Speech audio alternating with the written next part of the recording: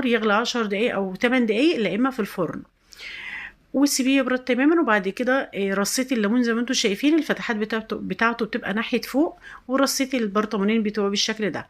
جبت بقى لترين من الميه، هحط عليهم 7 معالق كبار رامين من الملح. كل لتر من الميه بياخد 4 معالق، بس انا حطيت على اللترين ميه 7 معالق علشان انا حاطه ملح في الليمون ذات نفسه. حطيت 3 معالق كبار من الملح في الليمون وانا بحشيه. تمام. هنحط بقى هريسة الشطة. هريسة الشطة دي يا بنات لو دي اللي كنا مفرزينها مع بعض.